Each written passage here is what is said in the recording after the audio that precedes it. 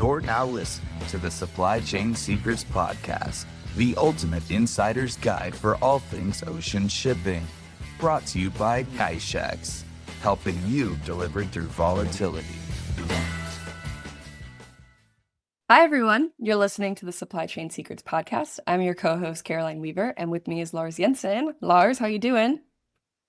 I'm doing excellent. I'm back in my home office in Denmark after a couple of weeks in the Caribbean. No place like home. Oh yeah, at least I'm here for the next 3 days. A nice short break, and then back to it, huh?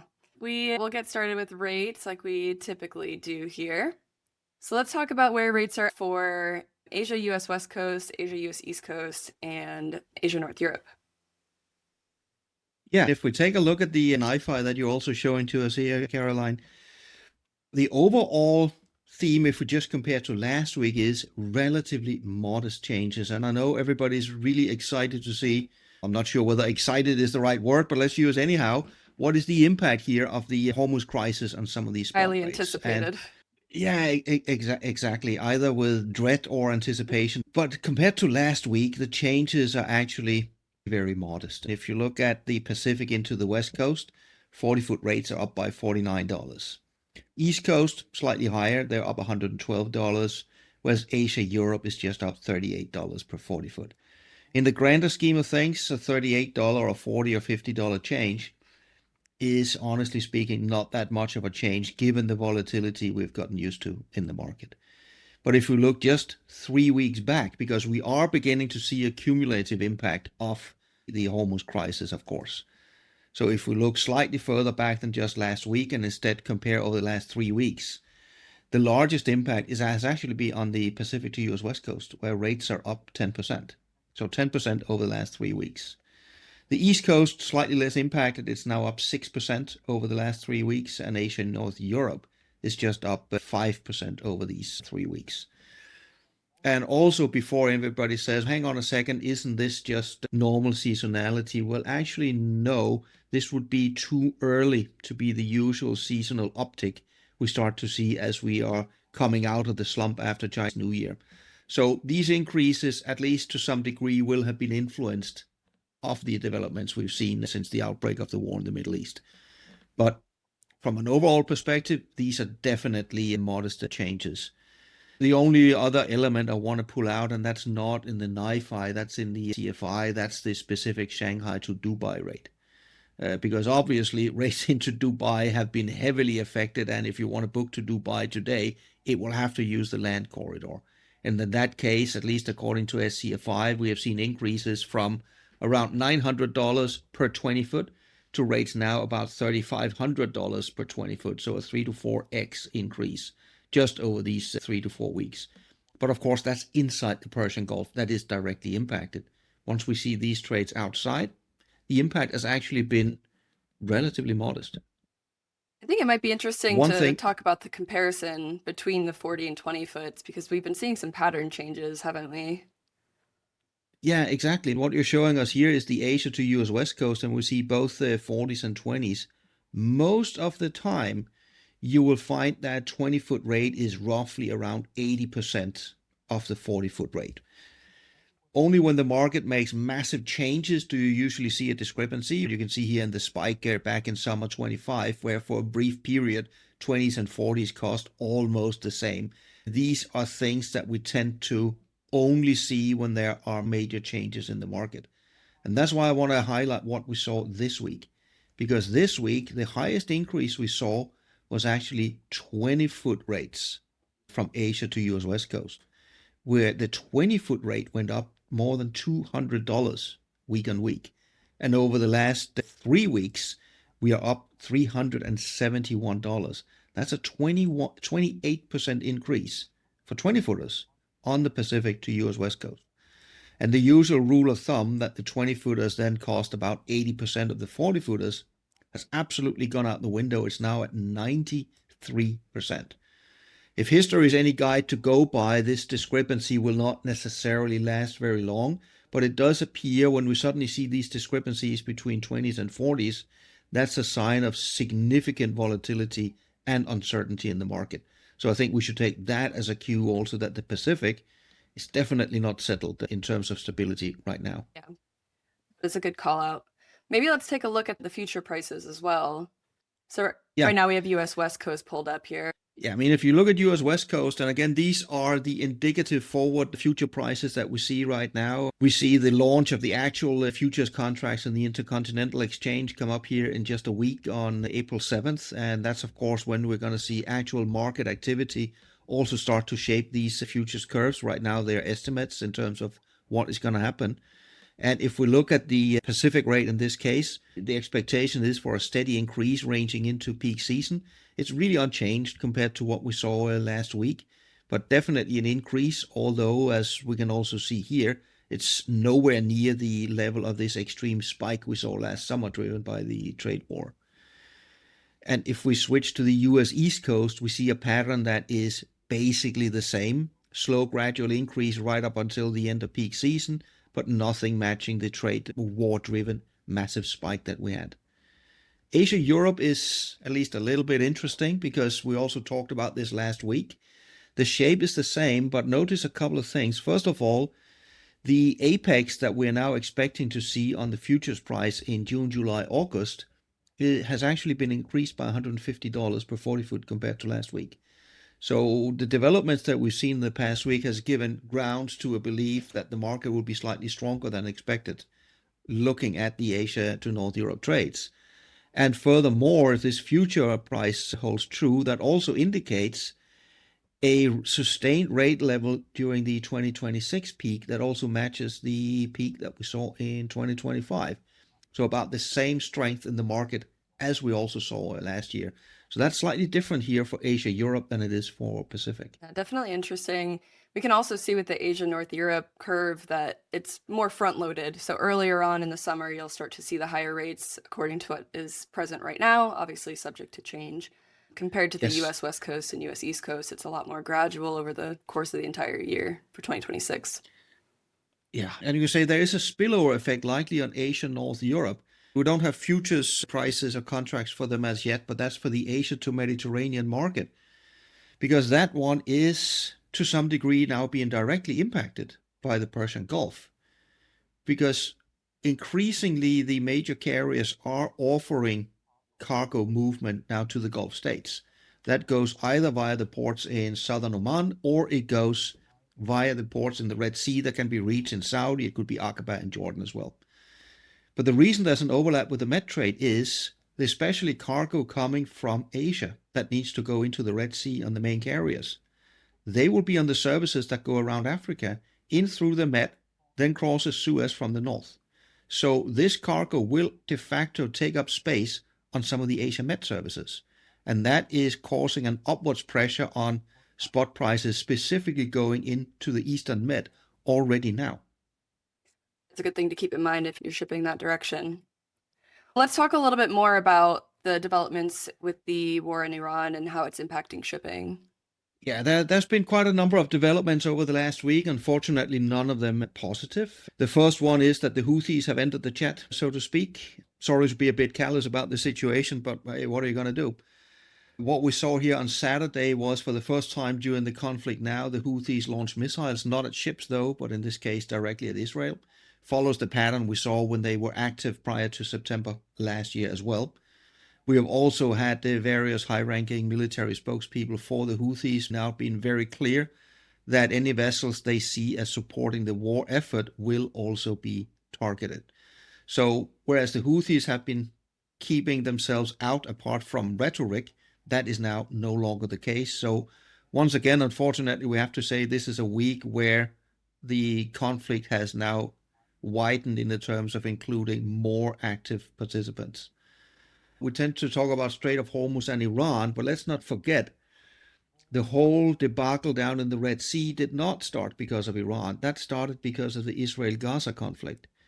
And I know it's not taking much headline space these days, but Israel is having active campaigns up in Lebanon. They are extending their ground troops in Lebanon under what the Israeli Prime Minister has called a Gaza-style operation. And given that the Houthis' attack was down to the issues in Gaza, it's not really surprising that eventually the Houthis would start to appear on the field again. And basically here we are. Over on the Iranian attacks, basically they continue. The one thing to note is what happened here over the weekend, where a drone strike hit a container crane in the port of Salalah. A crane was destroyed, and unfortunately, it appears a port worker at least was lightly injured. But that also caused Maersk to temporarily suspend operations. On Saturday, they said a 48-hour suspension. Here on Monday morning, they still said 48-hour suspension. There was a Hapag-Lloyd feeder container vessel in port at the time. Hapag-Lloyd announced that they pulled the vessel out. No damage was done to the vessel. No crew was injured. But this is an important development because Salalah is one of the few entry points right now of moving cargo overland into the Gulf. On the southern coast of Oman, cargo comes in through Salalah, Sohar, Duqm, and it comes in through Khor Fakkan. And even just being off for now a few days in one of the important terminals down there, that makes an already stressed situation in terms of not having enough intermodal capacity even worse. And sadly, it does also show that, at least from the perspective of disrupting trade, Iran does have a significant position here in terms of they are indeed able to continue to significantly disrupt traffic. Again, something that shouldn't really surprise us. The Houthis demonstrated how, with very limited resources, they were able to not control the Red Sea, but to deny the Red Sea to a lot of actors. And this is exactly what Iran is also doing now, principally, of course, to Hormuz, but now also raising risks over some of the port infrastructure. Speaking of the Strait of Hormuz, actually, as we are talking here, Caroline, two of the largest ships that COSCO had in the Gulf, two 19,000 TEU vessels, have just made the transit going out. This has been an interesting development. It started just before the weekend, where two COSCO vessels, the CSCL Arctic and the CSCL, I can't remember the other name, but it's two 19,000 TEU vessels. They were trying to exit. The way you go through the Hormuz Strait today is you don't go through the actual normal sailing channel. You go to a small Iranian island called Larak Island. Then you sail on the inside of that, and then the Iranians let you through. The two Chinese vessels approached Larak Island 3 days ago, then did a U-turn and went back. It is unclear why they were not cleared by the Iranians to cross. But now today, on Monday, they have actually crossed and now sailed out. When I look at the AIS transponders for vessel sailing, there's a handful of other types of Chinese vessels, both bulkers and tankers, right now also transiting. An open question is then, who is allowed and who is not allowed to transit? The Iranians have been clear over the last week that they will allow vessels for countries that are not involved in the war to transit. However, it's also clear that you need to coordinate and get approval for the transit for a specific vessel from the Iranians before. The prime ministers of both Malaysia and Thailand have now been out saying that those two countries now have agreements with Iran that their vessels can go through. But as I think we've also discussed here on the podcast on a number of occasions, how do you assign a country to a specific vessel? Exactly. Because that would both be ownership, it would be flag, it would be charterer. There's a whole range of different ones. So even if you consider yourself, my vessel is a Thai vessel, you have to coordinate with the Iranians for that specific vessel and find out, am I actually cleared to move or not? And that brings us to the last interesting point. Let me just pause for a cup of coffee here on that tiny teaser. Take a breather. What do you got cooking up, Lars? Yeah. No, because there's been a lot of rumors flying around the last couple of weeks that you could pay your way through. Yep. Tolls are the buzzword, and it is very hard to try to get anybody to confirm and deny. I've been shaking quite a lot of trees here over the last 4 or 5 days, and at least what I believe to be solid information right now is there are indeed some vessels who are paying to get through, but not necessarily all of them. So it's not a general rule that you have to pay. It is not a general rule you have to pay the $2 million number that's been flying around, but some are definitely paying. But it doesn't mean that all are paying right now. So it's all a little bit fluffy still, but at least there is a confirmation that some of the vessels are paying. It's definitely what I was seeing a lot on LinkedIn was all about these tolls. Interesting to hear about. Back when the Panama Canal was having issues, you heard about these surcharges being paid directly to the Panama Canal authorities to be able to get through, and they were very large sums of money. Indeed. And you say one thing that I haven't been able to get any solid answers to yet is also, who are they? With an Iranian government somewhat disjointed, you got a lot of leading figures that are no longer on this planet. Who exactly are you talking to? Who do you get permission from? That can also fluctuate a bit. Yep, that's true. So that's, of course, where we are right now. What are we then looking into? From my perspective, we are not looking into a stabilization of this situation anytime soon. We are now at a point where some of the U.S. Marines that were sent on a Marine carrier have now arrived in the region. That's about 2,500 troops. We're seeing U.S. airborne troops now also being deployed to the region. Various reports indicate 5 to 10,000 U.S. troops are arriving in the region. So it appears there is a significant risk, at least over the coming week, we might see the US president do what he has threatened to do, namely put boots on the ground on potentially Karg Island and a few other islands in Iran. Should that happen, that would likely mean that this whole affair with the ships in Hormuz being shot at is here to stay for a very long time. The troops are on that island. That's specifically where they're going to pay the tolls. No, the island that's most often mentioned is Karg Island. That's where they got all the massive oil facilities and oil export facilities. That's much further into the Gulf. Okay. The other one here is Larak Island. Okay, gotcha. All right, we'll be reporting on this as things continue. But let's talk about what's going on in other news. I think the stuff in Iran is definitely overshadowing everything else in the shipping world. What else is happening right now? Yeah, it's not that the rest of the world stood still and all the topics we talked about 4 weeks ago magically got resolved. I think one of the issues that we've been talking about a lot that has not really gotten much attention the last month is the status on the tariffs in the US. And in this case, most specifically the IEEPA tariffs, where we ended off with this was ruled illegal and there should be a process for people to get their money back. And I think the positive news coming out of that is that it is likely people are eventually going to get their money back. At least that's the positive news. There's some predictability to this. It's going to take a long time. The gears of customs and border protection is grinding slowly, so there's a lot of new processes that needs to be established first before this can actually be done.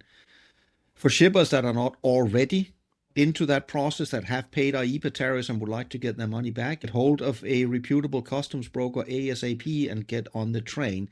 The train is not exactly moving at warp speed, but it is moving, and it is time to get all your ducks in a row if you want to get your money back eventually. Yeah, the timeline is looking years potentially, but I think the good thing for importers is that you're going to be paid back with interest, a trade-off there. Yes. All right. What about the IMO stuff? We talked about that towards the end of last year. It got delayed. Has there been any updates there? Yeah, the latest update came a couple of weeks ago. Again, one of these things that flew completely under the radar because of Iran. But the US have come out now affirming their position. Obviously, in the IMO, all the different countries are now looking at how can they modify the net zero framework to a document that's more acceptable compared to the one that was then pushed down the road last year. And the US has made their position very clear. They just think the whole thing should be killed off. That's it. No more postponement, no nothing. They just want the whole thing killed off. We could, of course, sit back and do what everybody was also doing a year ago and dismiss the Americans and say, yeah, that's the Americans, but we're going to forge ahead anyhow. And what I saw a lot, especially last summer before the meeting, was a lot of arguments being made that there is no plan B. There is no alternative to shipping decarbonization. Here we are. Everything got postponed and was not agreed. And I think we have to seriously consider that the strong arm methods that the US used last year to get the postponement, they're going to use the same methods again this year around. So it is not a given that we will see the net zero framework. At least the US has made it abundantly clear they just want to see the whole thing killed off now. Could you give our listeners a very brief overview of what the IMO net zero framework is, just so we're all on the same page here? I think they, rather than to go into a massive amount of technicalities, at the end of the day, it's really very simple. It is a matter of putting a fee on top of fossil fuels.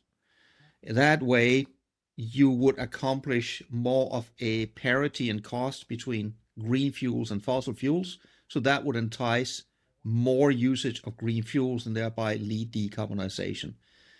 The revenue you would then get in from the added fee would then be apportioned to other decarbonization projects as well. That's really the long and short of it. And if you look at, and if you know even the tiniest amount of shipping lines are extremely predictable creatures.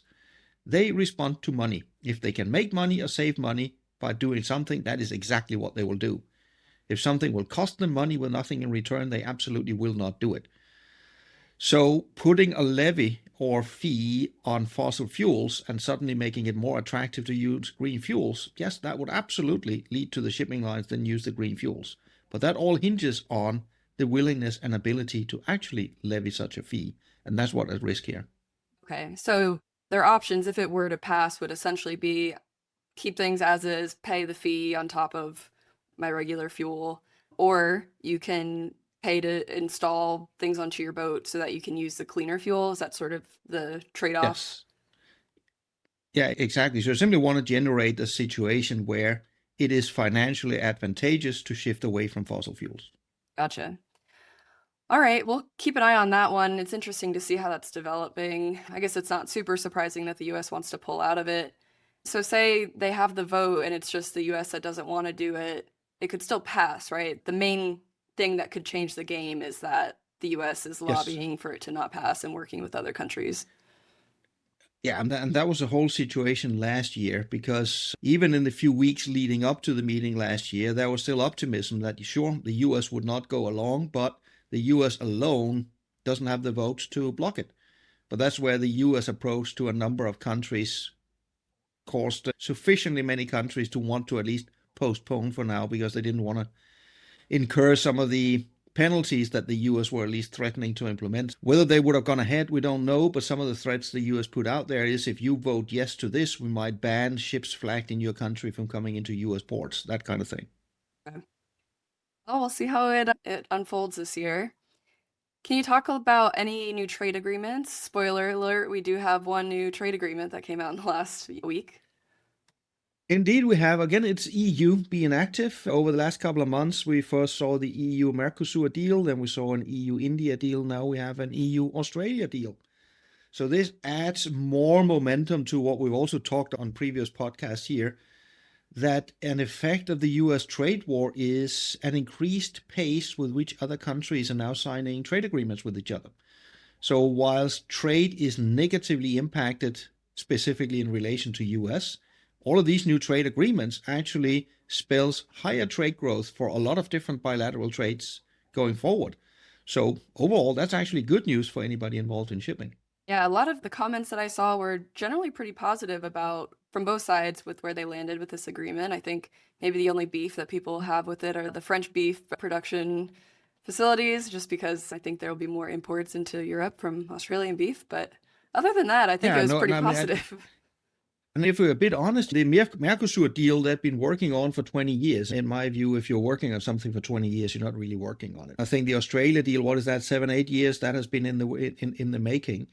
What I see with a lot of especially these EU trade deals is they have been stalled in EU because there are some EU countries, often France, that have other interests to protect and are therefore not really willing to go the full length of making these trade agreements. But what the US trade war has done is apparently lit a fire under some of these countries and saying, fine, we're going to have to find other trade agreements. Yeah. Some concessions are maybe being made in the interest of just keeping free trade moving around. All right, Lars, is there anything else you want to add to today's episode? Oh, I think that would have been plenty to inundate people with here just a few days before hopefully a quiet Easter vacation. But of course, Iran is still very much front and center in what is going to happen. Yes, we have all the other issues still cooking, but Iran is the thing. And this, of course, is not very analytical at all. That's more down to a gut feeling. But in terms of gut feeling, it feels like here a month into the whole debacle, it feels the same way as when we were a month into the Red Sea. A beginning realization that this is not going to be over in the short term at all. Yeah, it seemed like a bad sign when on your posts on LinkedIn you started saying day one of the crisis in the Gulf, because you're already at 800 days right now for the Red Sea. Yeah, more than 800 on the Red Sea. Yeah, it doesn't bode well.